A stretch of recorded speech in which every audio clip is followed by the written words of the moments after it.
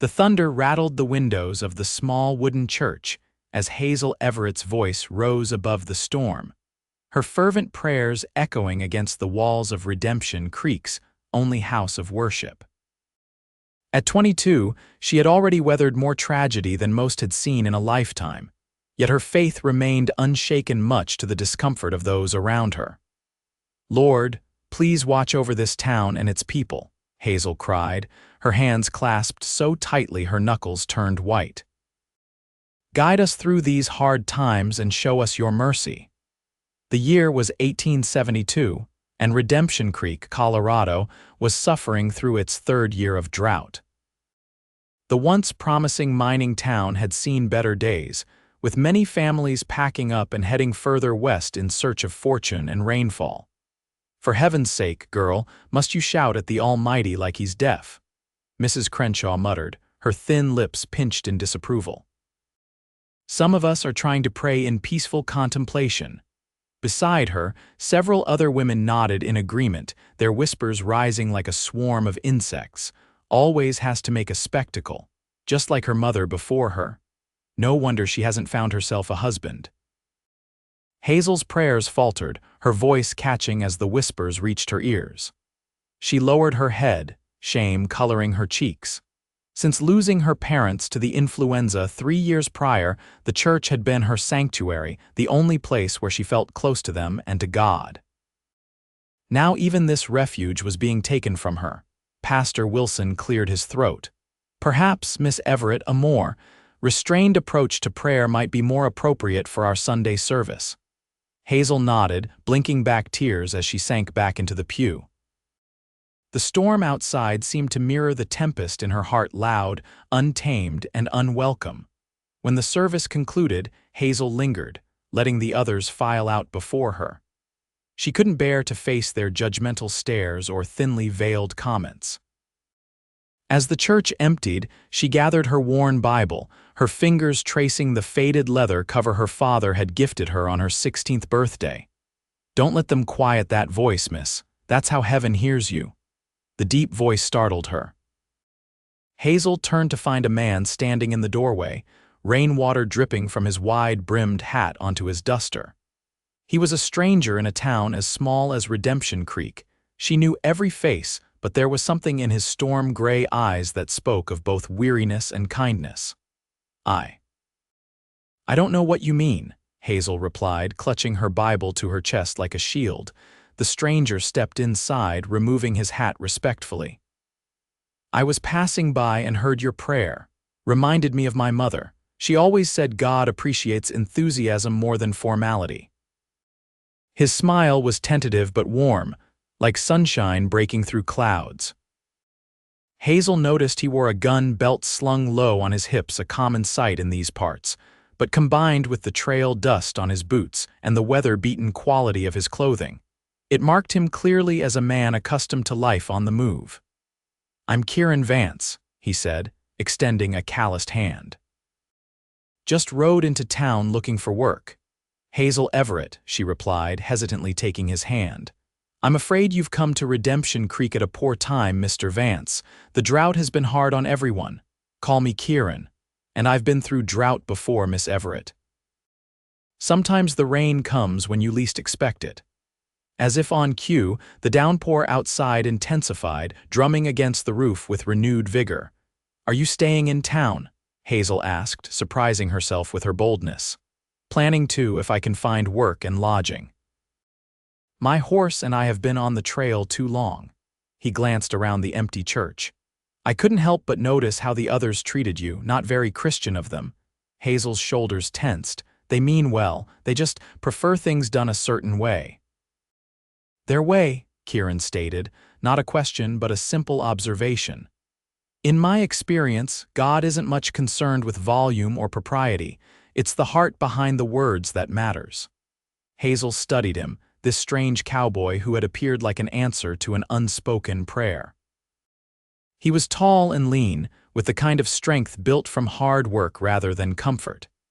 His face, partially shadowed by a short beard, bore the lines of someone who'd seen hardship but hadn't been broken by it. "Mr. Vance Kieran," she corrected herself, If you truly need work, my neighbor Mr. Peterson lost his ranch hand last month. He's getting on in years and needs help with his cattle." Kieran's expression brightened. "That's mighty kind of you to mention. Which way to Mr. Peterson's ranch?"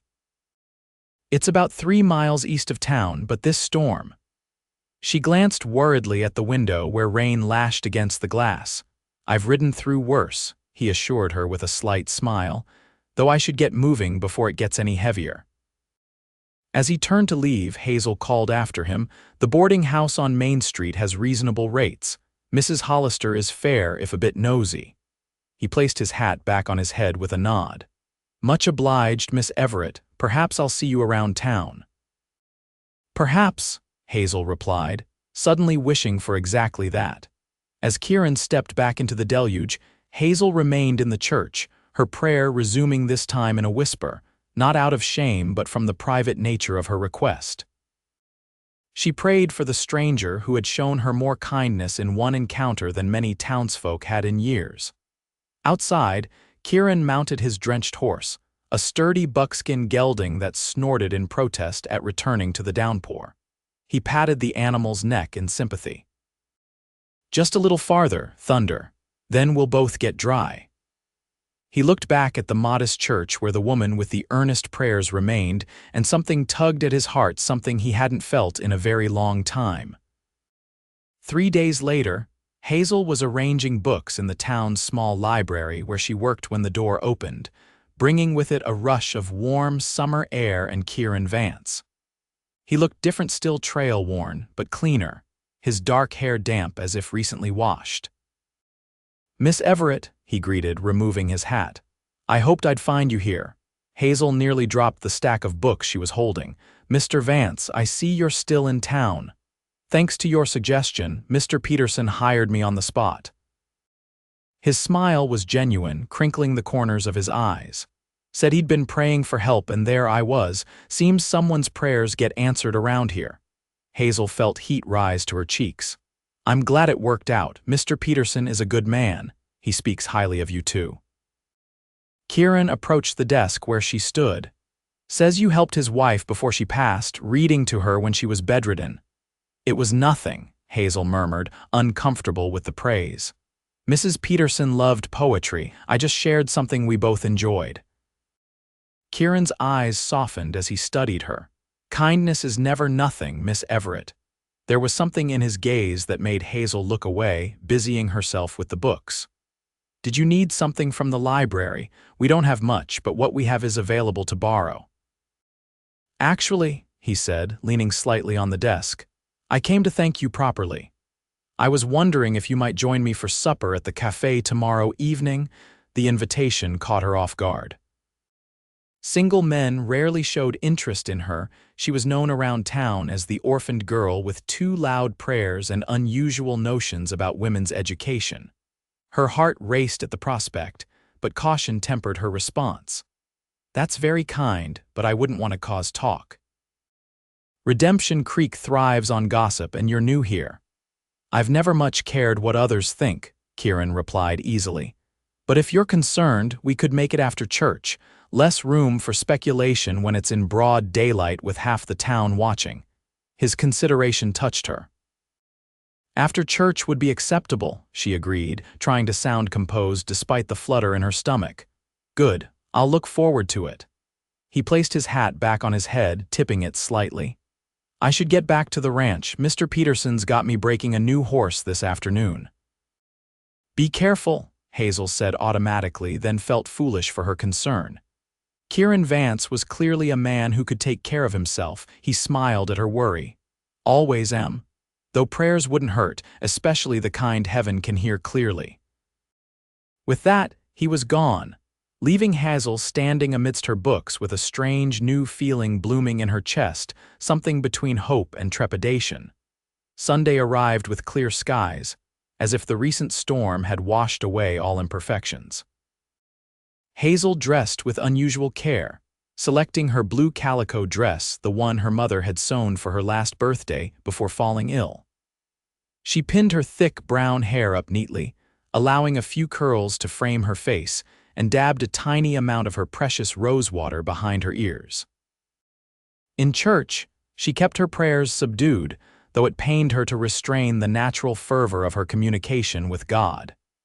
She felt Kieran's presence before she saw him, slipping into a pew at the back just as the service began. Throughout Pastor Wilson's sermon on humility, she was acutely aware of Kieran's gaze on her back, making it difficult to concentrate on the scripture readings. When the service concluded, Hazel braced herself for the usual exodus where congregants studiously avoided engaging with her beyond perfunctory nods. To her surprise, Kieran approached directly, greeting her with a warmth that drew curious stares. "Miss Everett, you look lovely today," he said, loud enough for nearby parishioners to hear. Mrs. Crenshaw's eyebrows shot up so high they nearly disappeared into her hairline. Beside her, the butcher's wife nudged her husband sharply. "Thank you, Mr. Vance," Hazel replied, conscious of the attention they were drawing. "Are you still interested in that discussion we mentioned?" "Indeed I am. The cafe should be serving dinner by now." He offered his arm with old-fashioned courtesy that seemed at odds with his rugged appearance. As they walked down Main Street, Hazel was uncomfortably aware of the stares following them. Redemption Creek hadn't seen much novelty since the mine started yielding less, and a new cowboy courting the town's peculiar librarian qualified as noteworthy news. "They're staring," she murmured. "Let them," Kieran replied easily. "People will always talk. Better to give them something worth talking about." The cafe was, as expected, busy with the after-church crowd. Conversation dimmed noticeably when they entered, then resumed at a higher volume like bees disturbed in their hive. Kieran secured them a table by the window, pulling out Hazel's chair with a gentlemanly flourish that seemed practiced yet sincere. When the waitress Sally Cooper, who had been in school with Hazel, approached, her curiosity was barely concealed. "What can I get for you two?" she asked, eyes darting between them. "I'll have the roast beef special," Kieran said, "and coffee black." "The same for me, please," Hazel added, "but with tea instead of coffee if possible." When Sally departed, Kieran leaned forward slightly. "Now that we've given the town something to chew on besides their Sunday roast, tell me about yourself, Miss Everett." "There's not much to tell," Hazel demurred. "I've lived in Redemption Creek my whole life. My father was the schoolteacher until he passed." "I'm sorry about your parents," Kieran said, genuine sympathy in his voice. "It's never easy losing family." "You speak as if from experience," Hazel observed. A shadow crossed his face. "My father died in the war fought for the Union. My mother followed him to the grave 2 years later. Some said from heartbreak, others from the consumption, maybe both." "And you've been on your own since then?" Hazel asked softly. He nodded. "Tried my hand at different things. Drove cattle from Texas to Kansas, did some scouting for the Army. Worked as a deputy in a town in New Mexico for a spell." He glanced down at his hands, then back at her with a rueful smile. "Never stayed in one place too long." "What brought you to Redemption Creek?" Hazel asked, genuinely curious. Their town was hardly on the way to anywhere important. Kieran was silent for a moment, as if weighing his words. "I was tracking someone, a man who needed to answer for something he did." At her alarmed expression, he quickly added, "Not like that. I'm not a bounty hunter. This was personal." Before he could elaborate, Sally returned with their meals, setting the plates down with deliberate slowness, clearly hoping to catch a snippet of conversation. "Will there be anything else?" she asked, lingering. "This looks fine, thank you," Kieran replied with a polite but dismissive smile. When they were alone again, Hazel found herself wanting to know more about this mysterious cowboy but hesitated to pry. Instead, she asked, "Do you plan to stay in Redemption Creek long?" "Depends," he said, his gray eyes meeting hers. "I'm finding reasons to consider it." The simple statement, delivered with quiet intensity, sent a warm flush through Hazel. She looked down at her plate, unsure how to respond to such directness. "And you?" he asked. "Have you ever thought of leaving?" The question caught her off guard. Sometimes. After my parents died, there wasn't much keeping me here except their memory and the library. I'd always dreamed of seeing more of the world, perhaps even going east to study. Study what? Literature, perhaps, or history? She smiled self-consciously. Foolish dreams for a woman, or so I'm regularly told. Not foolish, Kieran said firmly. My mother was educated. She taught me to read and cipher before I ever set foot in a schoolhouse. Said knowledge was the one thing no one could take from you. She sounds like a remarkable woman, Hazel said. She was. His expression grew distant. She prayed like you do with her whole heart, no matter who was listening or judging. When I heard you in that church, it was like hearing her voice again. The confession hung between them, intimate and unexpected. Hazel felt tears prick at her eyes, touched by his words and the memory they evoked. Thank you, she whispered. For saying what you did that day. I've spent so long feeling ashamed of how I pray. Never be ashamed of speaking to God in your own voice, Kieran said. The people who mock what they don't understand are the ones who should feel shame. Their conversation flowed easily after that, touching on books they'd read, places Kieran had seen in his travels, and Hazel's work at the library. By the time they finished their meal, Hazel realized she'd laughed more in one afternoon than she had in months. As they stepped out of the cafe, the summer sun was beginning its slow descent, casting golden light across the dusty street. Several townsfolk were still milling about, and Hazel noticed Mrs. Crenshaw and her sewing circle watching them from the gazebo in the town square. I should get back to my boarding house, Hazel said reluctantly. I have some preparation for the library tomorrow. I'll walk you, Kieran offered. The boarding house was only a short distance away, a two-story building that had once been the home of one of the town's founding families before economic necessity forced them to take in lodgers. Mrs. Hollister, a widow with sharp eyes and a sharper tongue, ran the establishment with military precision. As they reached the front porch, Kieran hesitated. I enjoyed our dinner, Miss Everett. I hope we might do it again sometime. I would like that, Hazel admitted, surprising herself with her boldness. Perhaps next Sunday, he suggested. Or sooner if you'd permit me to call on you one evening after work. Wednesday evenings I usually stay late at the library, cataloging new arrivals, she found herself saying. But I could use help carrying them back to be shelved. His smile was answer enough. Wednesday it is, then. As Hazel watched him walk away, Mrs. Hollister appeared at her side, arms folded across her ample bosom.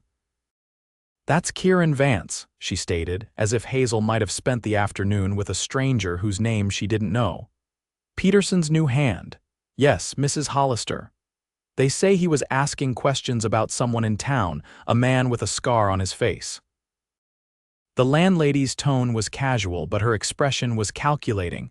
Curious business for someone who claims to be just passing through. Hazel recalled Kieran's words about tracking someone. I'm sure Mr. Vance has his reasons. No doubt, Mrs. Hollister sniffed. Just be careful, girl. Men like that bring trouble with them like dust on their boots. As Hazel climbed the stairs to her small room, she couldn't help wondering what kind of trouble followed Kieran Vance, and why the thought didn't frighten her as much as it probably should. Wednesday evening arrived with Hazel both anticipating and dreading Kieran's appearance at the library. She had spent the day distracted, rearranging the same books multiple times and startling whenever the door opened.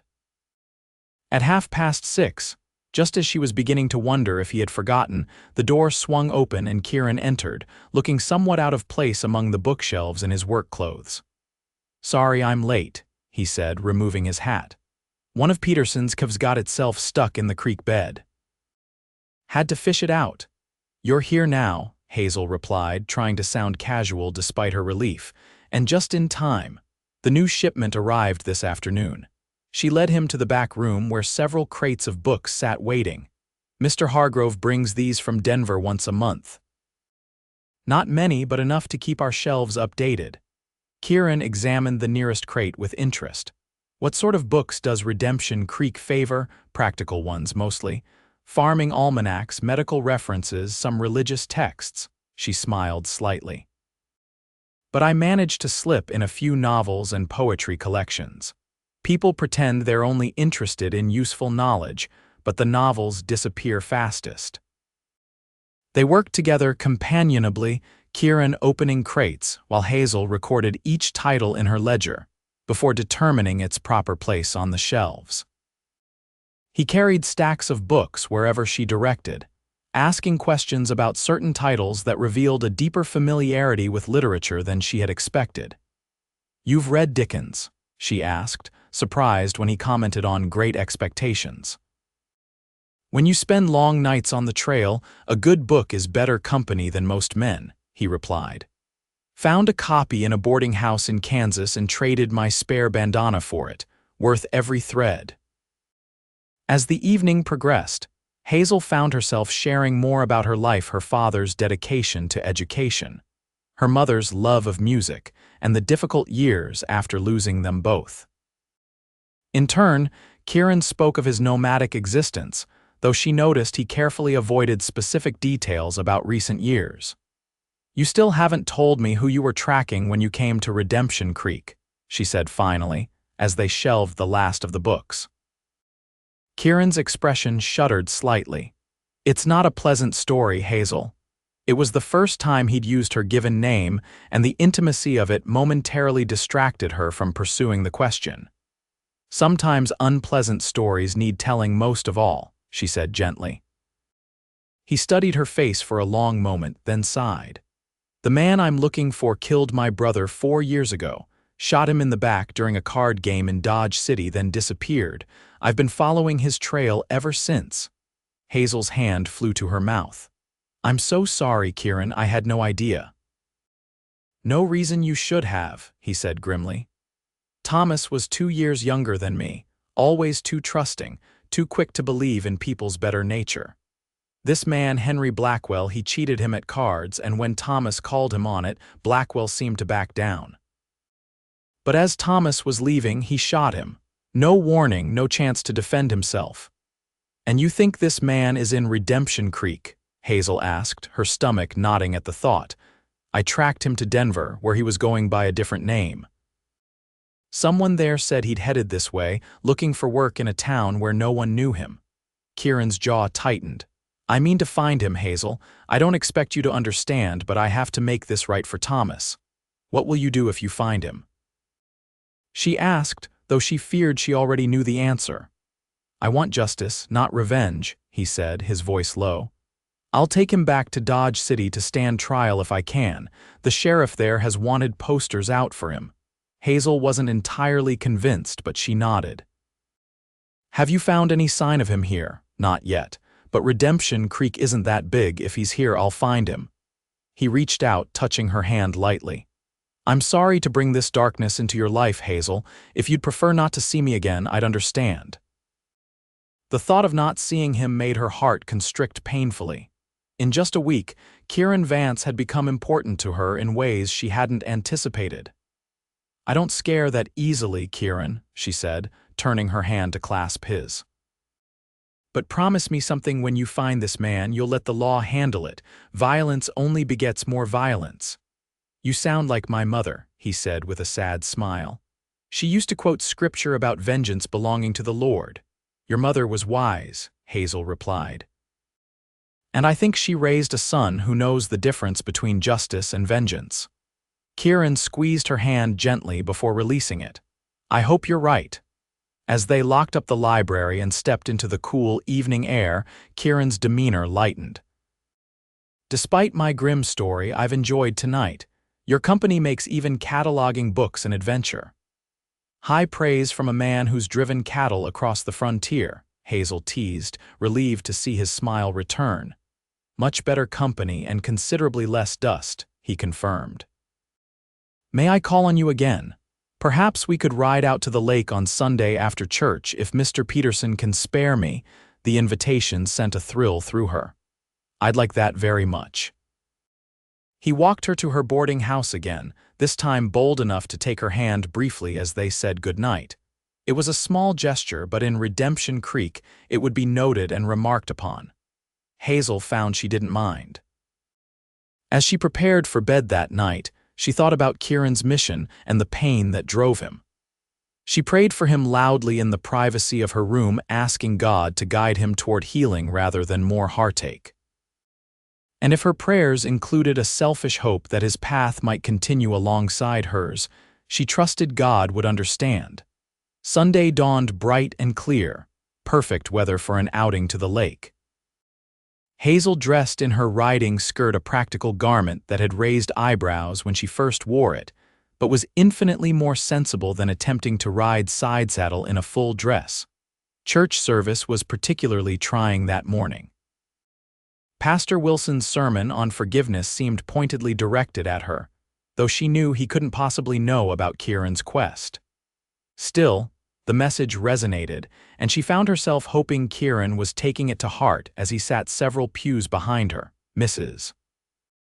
Crenshaw cornered her immediately after the service. "Miss Everett, I feel it my Christian duty to warn you about becoming too familiar with Mr. Vance. He's been asking questions all over town about a man with a scarred face. That hardly seems the behavior of someone with honest intentions." "Thank you for your concern, Mrs. Crenshaw," Hazel replied, struggling to keep her tone even. "But Mr. Vance has been nothing but gentlemanly in my company." "Well, I'm sure you know best," the older woman sniffed. "Though what your dear departed mother would think of you gallivanting about with an armed stranger."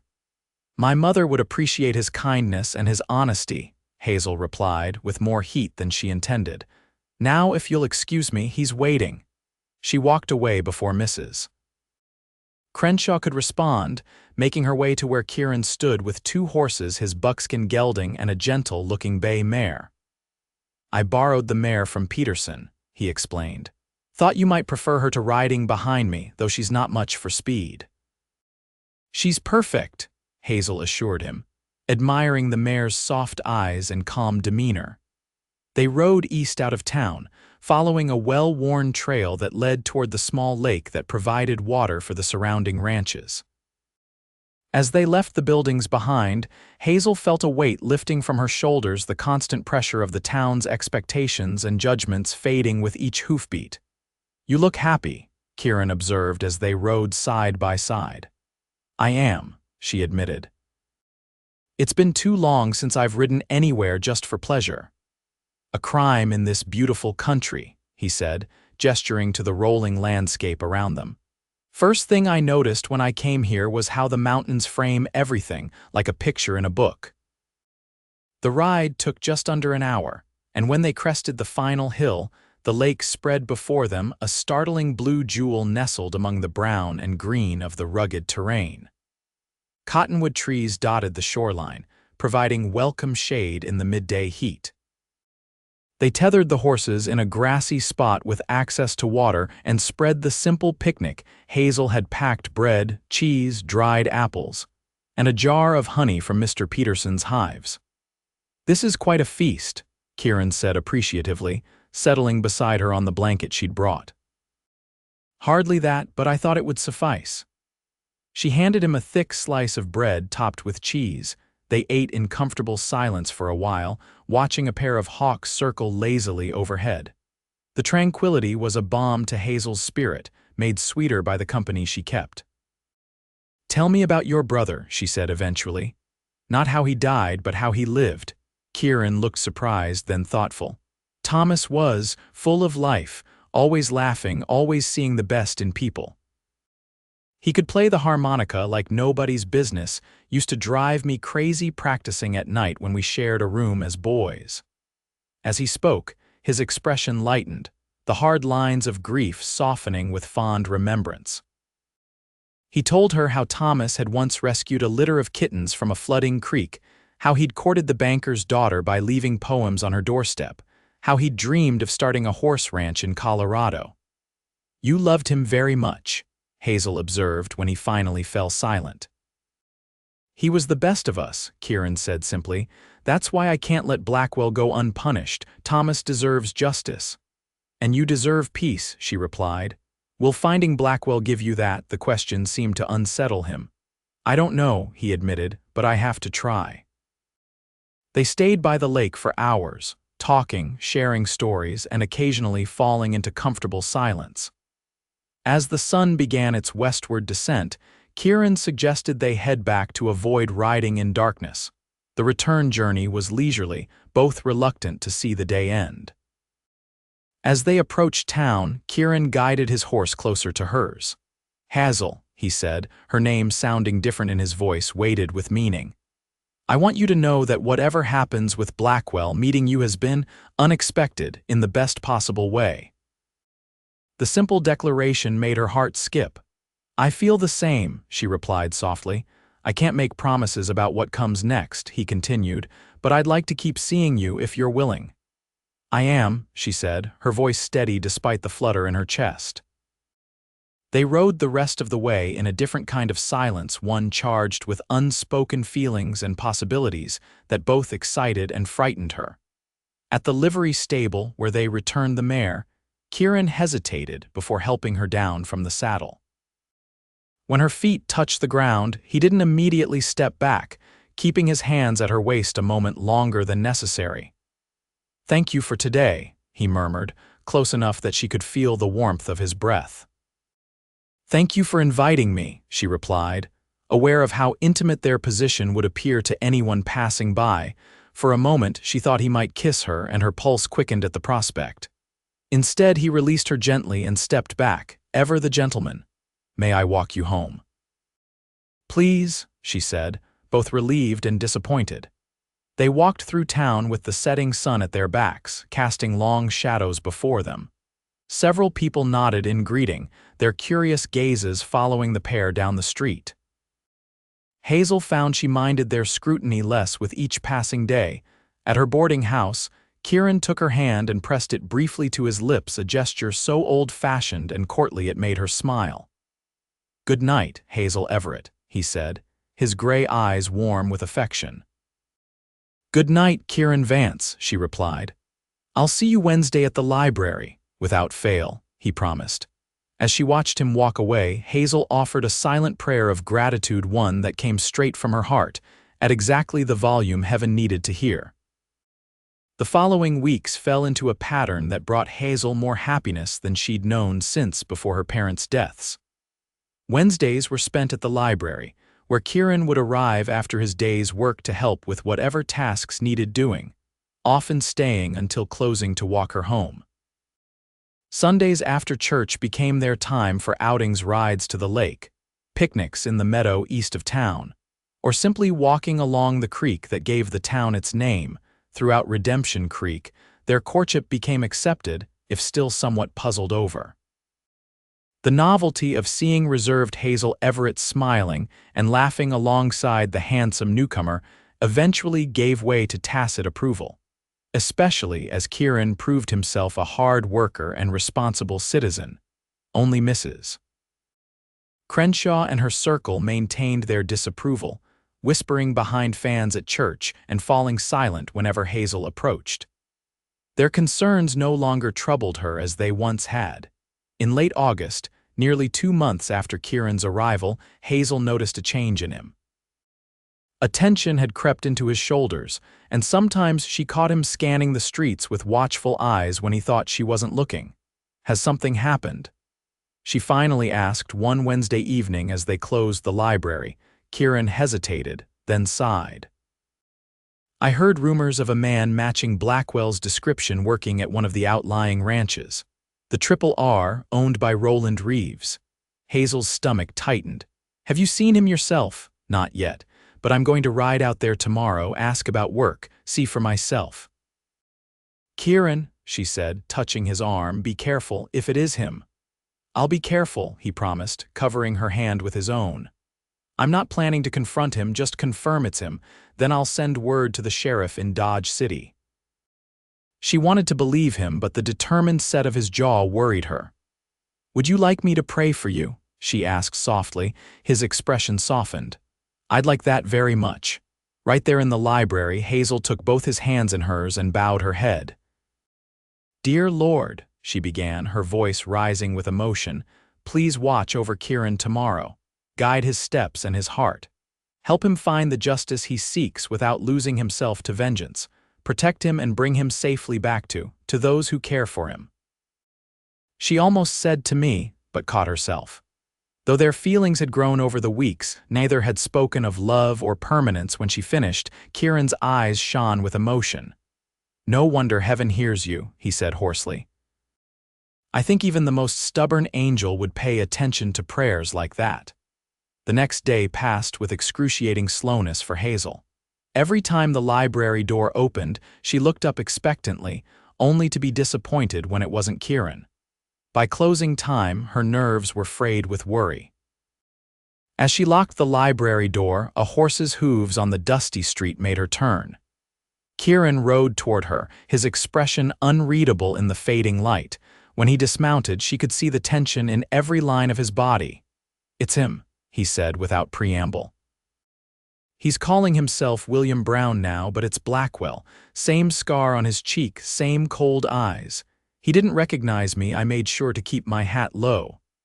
"What will you do?" Hazel asked, fear knotting in her stomach. "I've already sent a telegram to Sheriff Parker in Dodge." "But it could take weeks for him to respond or send deputies." Kieran's jaw clenched. "Blackwell could be gone by then." "So you'll wait," Hazel said firmly. "That's the right thing to do, Kieran." He didn't answer immediately, and his silence frightened her more than words could have. "Kieran," she pressed, taking his hand, "promise me you'll wait for the law to handle this." "I don't want to make promises I might not keep," he said finally, "but I'll try, Hazel. For you, I'll try." It wasn't the assurance she wanted, but she recognized it was the most honest one he could give. "Come to dinner at my boarding house tonight," she suggested, hoping to distract him from darker thoughts. "Mrs. Hollister always cooks too much on Thursdays." He hesitated, then nodded. "I'd like that. Let me just see to Thunder first."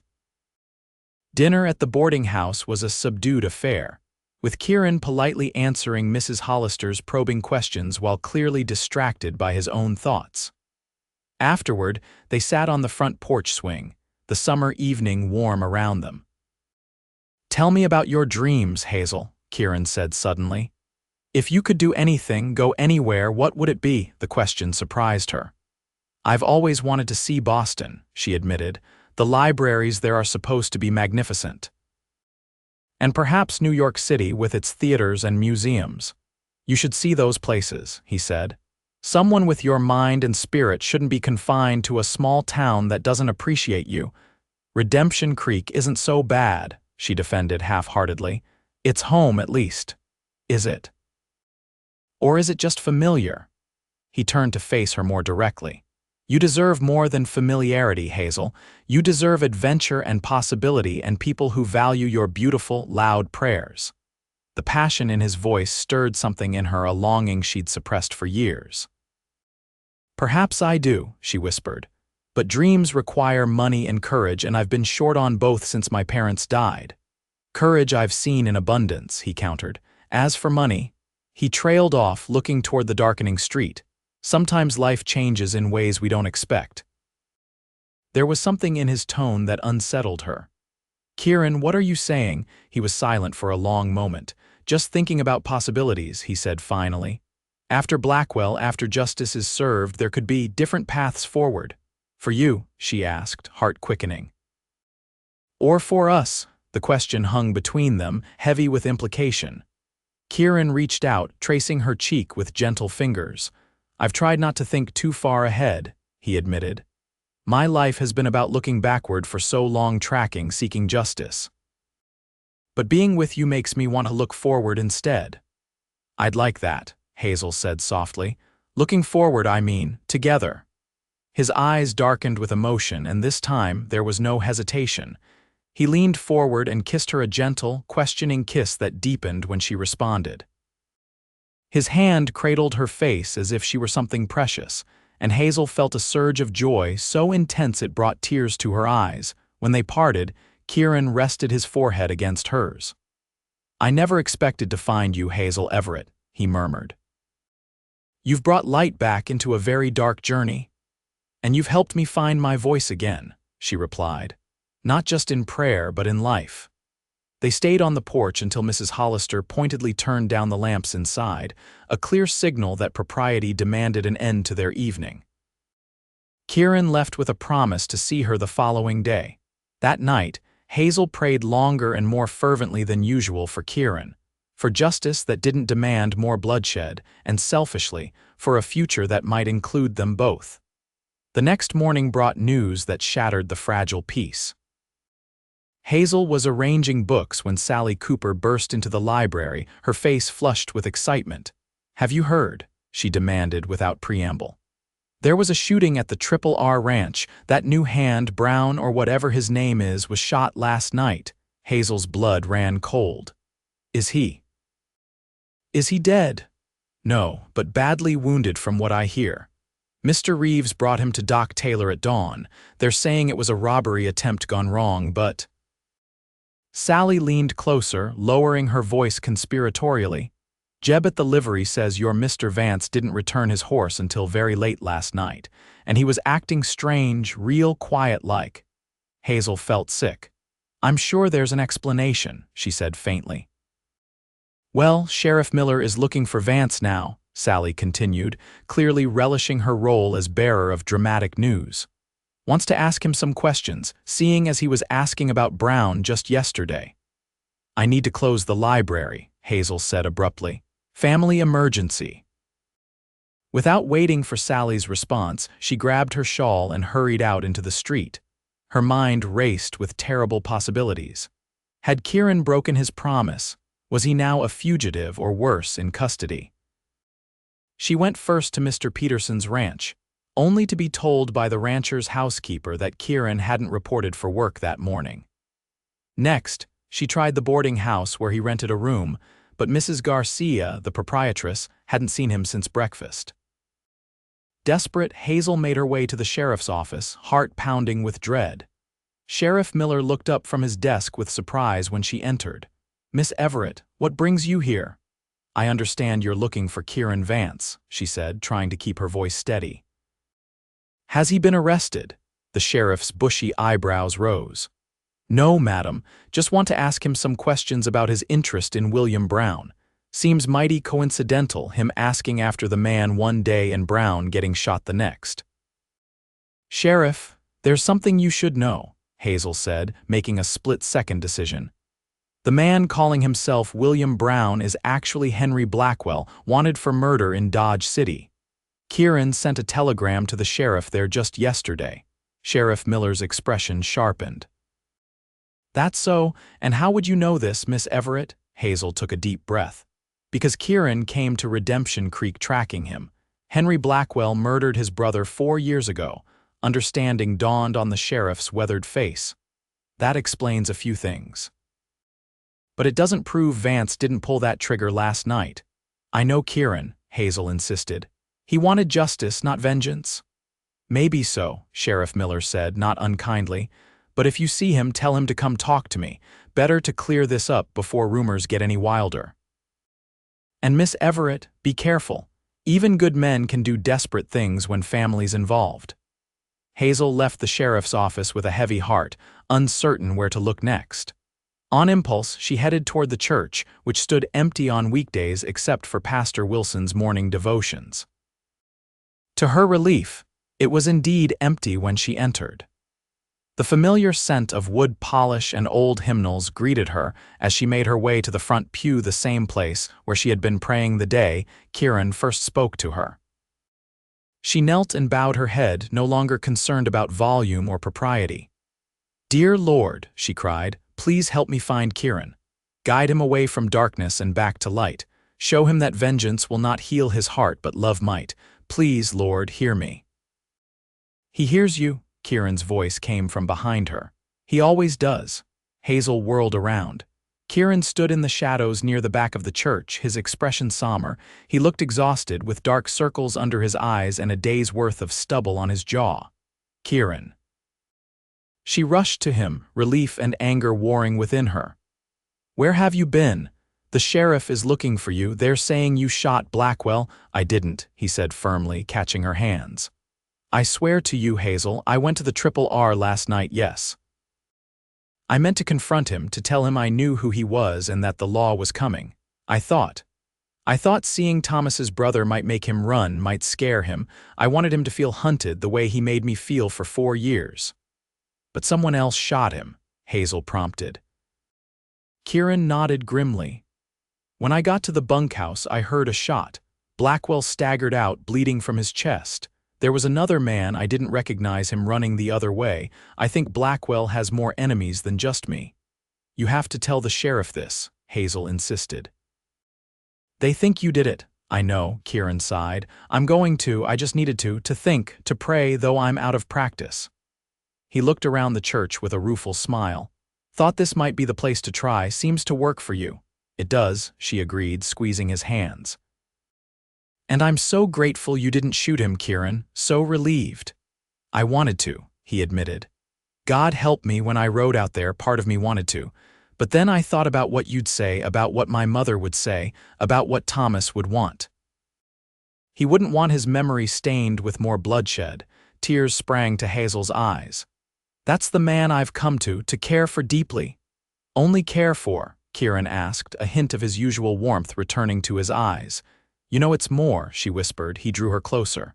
Say it anyway. I need to hear it, Hazel, especially now. I love you, she said, the words coming easily, naturally. I love your kindness, your strength, the way you see me really see me when others look past. I love you too, he replied, voice rough with emotion. More than I thought possible after so much darkness. You brought light back into my life, Hazel Everett, with your fearless heart and your prayers that heaven can't help but hear. He kissed her then in the church where they had first met, with a tenderness that spoke of reverence and a passion that promised more. When they parted, Hazel rested her head against his chest, hearing the steady beat of his heart. We should go to the sheriff, she said reluctantly. Clear your name. We will, Kieran agreed. But first, I need to tell you something. I received a reply to my telegram this morning. Sheriff Parker is sending 2 deputies to collect Blackwell or arrest me if I've taken matters into my own hands. They'll be here within the week. That's good news, Hazel said, looking up at him. Justice will be served the right way. It is, he agreed. And it means I'll be free to choose a new path forward. He took a deep breath. I've been thinking, Hazel, about Boston and New York and all those places you dream of seeing. I've saved most of my earnings over the years. It's not a fortune, but it's enough to start somewhere new, together if you'd want that. Hope bloomed in her chest, bright and warm. Are you asking what I think you're asking, Kieran Vance? His smile was both nervous and determined. Not properly, not yet, but I'm asking if you might consider a future with me, wherever that might lead. If you might let me court you with honorable intentions, with an eye toward making those intentions permanent. Yes, she said simply, joyfully. Yes to all of it. Relief and happiness transformed his face. Then let's go see the sheriff. I want to start our future with a clear conscience and an honest heart. Hand in hand, they walked out of the church and into the sunlight, toward whatever came next together. The days that followed were tumultuous for Redemption Creek. Kieran's statement to Sheriff Miller, corroborated by evidence found at the Triple R Ranch, cleared him of suspicion in the shooting of Henry Blackwell. The real culprit, it emerged, was another man from Blackwell's, past a gambler from St. Louis, whose brother had also fallen victim to Blackwell's violent temperament. Blackwell survived his wounds, though Doc Taylor pronounced him unlikely to travel for at least a month. Sheriff Miller kept him under guard in a makeshift jail cell at the back of his office, awaiting the arrival of the deputies from Dodge City. For Hazel and Kieran, the resolution brought a new sense of freedom. With the burden of his 4-year quest lifted, Kieran seemed younger, more carefree. The hard edges that had first defined him softened, revealing the man he might have been without grief and pursuit shadowing his days. 3 days after Blackwell's arrest, Kieran invited Hazel to dinner at the hotel restaurant, the finest establishment in Redemption Creek, reserved for special occasions. He arrived at her boarding house dressed in new clothes, his hair neatly trimmed, a nervousness about him that she found endearing. "You look handsome," she said as she took his arm. "And you look beautiful," he replied, his eyes warm as they took in her best dress, a deep green that brought out the gold flecks in her brown eyes. "Though that's nothing new." The restaurant had set a table for them by the window, with a small vase of wildflowers as a centerpiece. As they settled in, Hazel noticed several familiar faces at nearby tables, including Mrs. Crenshaw and her husband, whose disapproving glances had lost their power to wound her. "To new beginnings," Kieran said, raising his water glass in toast once their meals had been served. "New beginnings," Hazel echoed, touching her glass to his. "Have you given more thought to where those might lead us?" "I have," he said, setting down his fork with deliberate care. "I've been thinking that Boston might be a fine place to start. You could pursue your studies, maybe even teach.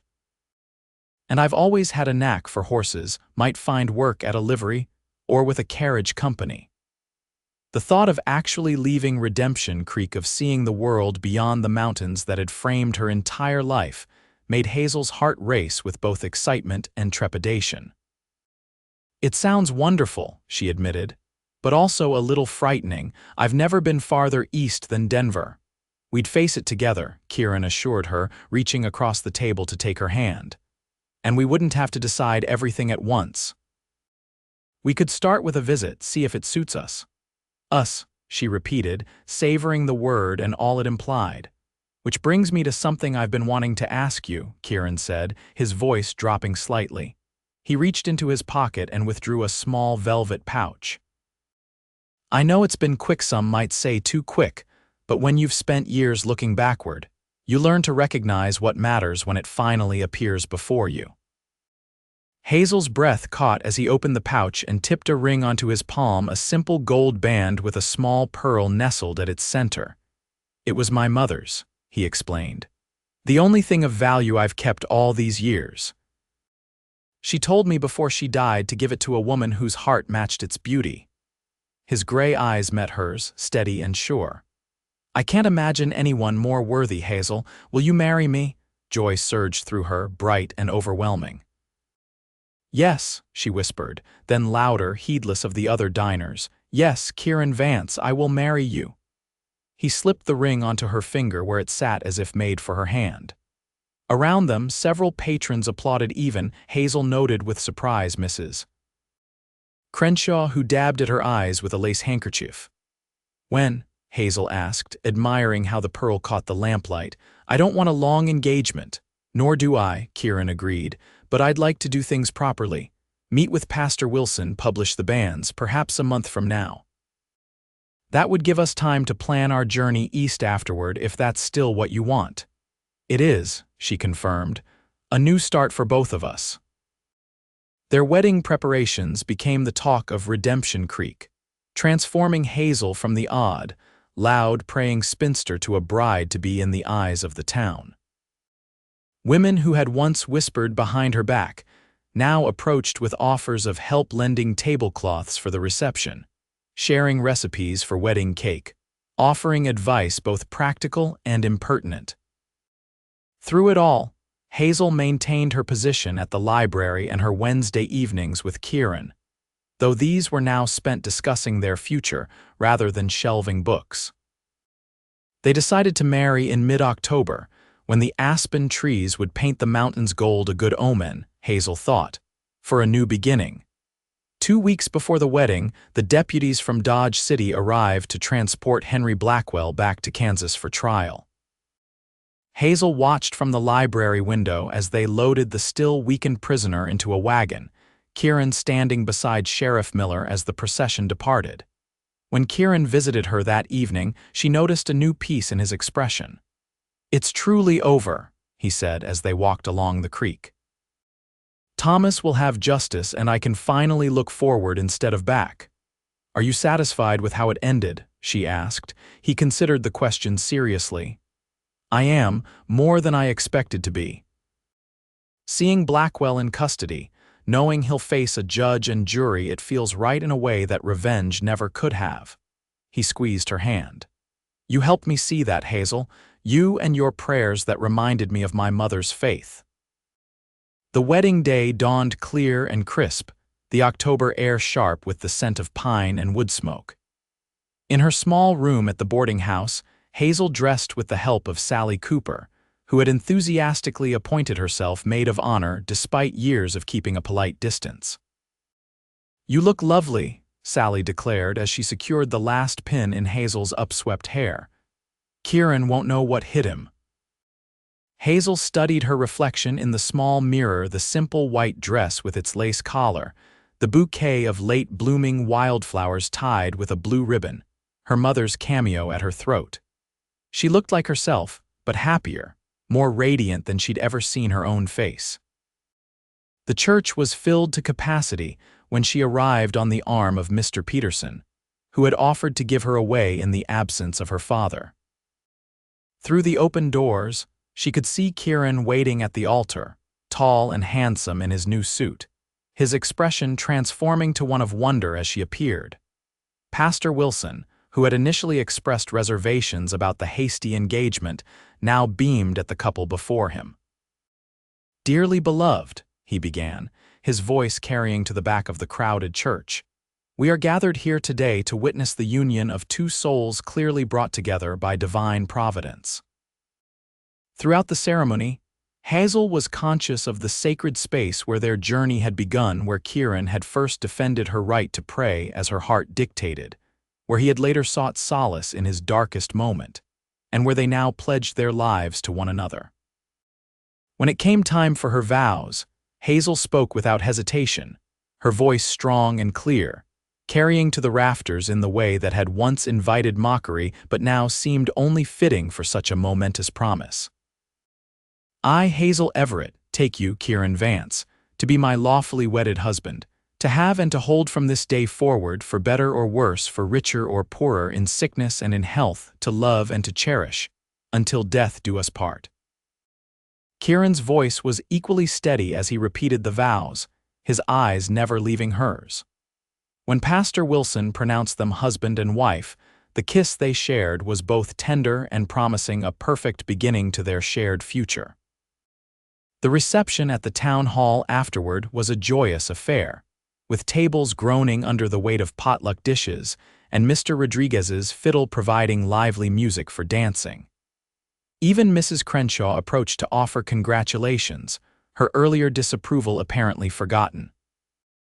"You make a handsome couple," she admitted, patting Hazel's hand. "And I must say, your young man has proven himself a credit to the community. My herald says he's never seen anyone with such a way with horses." "Thank you, Mrs. Crenshaw," Hazel replied, genuinely touched by the olive branch. "That means a great deal." As the celebration continued around them, Kieran drew Hazel into a quiet corner. "Happy Mrs. Vance?" he asked, the new name sending a thrill through her. "Completely," she assured him, "though it still doesn't quite seem real." "It will," he promised, "when we board that eastbound train next week. I've secured our tickets to Denver and from there to Chicago, then on to Boston." The reality of their imminent departure, something they had discussed, but that had seemed abstract until now suddenly crystallized. So soon? Hazel asked, a hint of anxiety coloring her excitement. Kieran's expression softened with understanding. "We can wait longer if you need more time. There's no rush now that we're married." Hazel considered the offer, then shook her head firmly. "No, next week is perfect." New beginnings shouldn't be delayed. She looked around the hall at the familiar faces, some dear, some merely known, and felt a pang of nostalgia for a place she hadn't yet left. "Though I may need to pray extra loudly on Sunday, to be sure heaven hears my gratitude for this town and everything it's given me." "Pray as loudly as your heart demands," Kieran said, drawing her close. "I'll be right beside you, adding my own thanks for the greatest blessing of my life, the woman who taught me to look forward again, whose voice was meant to be heard in prayer and in life." As they swayed together to the music, Hazel rested her head against her husband's chest and offered a silent prayer of thanks for second chances, for new beginnings, for a love that had begun with a defense of her voice and would continue. She was certain, through all the adventures that awaited them. 5 years later, on a crisp autumn day much like their wedding day, Hazel and Kieran Vance stood on the platform of the Redemption Creek train station, their 3-year-old daughter Eleanor perched on her father's shoulders, and their infant son Thomas cradled in Hazel's arms. "It looks smaller than I remembered," Kieran observed as they gazed at the town that had changed remarkably little in their absence.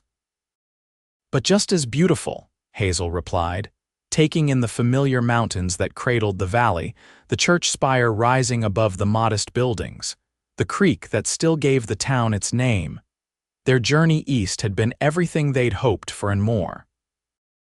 Boston had welcomed them with opportunities neither could have imagined. Kieran finding work, managing a prestigious riding academy where his expertise with horses was valued beyond measure, and Hazel pursuing her education at a women's college while working part-time in one of the city's magnificent libraries.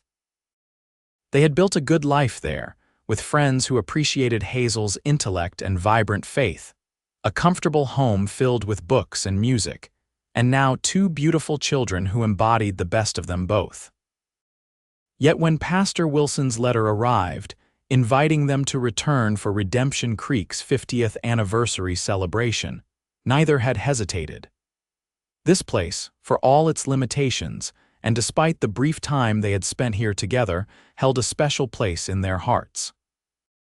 "Mama, is this where you prayed so loud that Papa heard you?" Eleanor asked, repeating the bedtime story she'd heard countless times. "It is, sweetheart," Hazel confirmed, smiling up at her daughter's curious face. "This is where Papa told me that's how heaven hears me." "And I was right," Kieran added, his free arm slipping around Hazel's waist. "Heaven has been listening to your mother ever since. How else could we explain all our blessings?" As they made their way into town, familiar faces greeted them with varying degrees of recognition and welcome. Mrs. Crenshaw, now stooped with age but still sharp-eyed, spotted them from the mercantile porch. "Well, if it isn't the Vances," she called, making her way toward them with surprising speed. "And with little ones, my, how time flies." "Mrs. Crenshaw," Hazel greeted warmly. "It's wonderful to see you again. Let me see that baby," the older woman demanded, peering at Thomas's sleeping face. "Handsome, just like his father, and this young lady must be—" "Eleanor," Kieran supplied, lifting his daughter down, "named after my grandmother." "A fine name, Mrs. Crenshaw approved. "I hope you'll all be staying through Sunday. Pastor Wilson would be so pleased to have you in church again." "We wouldn't miss it," Hazel assured her. That Sunday, Hazel sat in the same pew where she had once been shushed and criticized, her husband beside her and their children between them. When the time came for prayers, she closed her eyes and let her voice rise, strong and clear, giving thanks for the journey that had brought them full circle. No one whispered. No one frowned. And when she opened her eyes, she found the congregation smiling, some even following her example, their own prayers growing more fervent, more honest. "That's how heaven hears us," Kieran whispered, echoing words spoken years ago that had changed both their lives. "Yes," Hazel agreed, her heart full. "That's exactly how heaven hears." And in that moment, surrounded by the past that had shaped them and the future they had built together, Hazel knew with perfect certainty that her loudest prayers had been answered in ways far more beautiful than she could ever have imagined.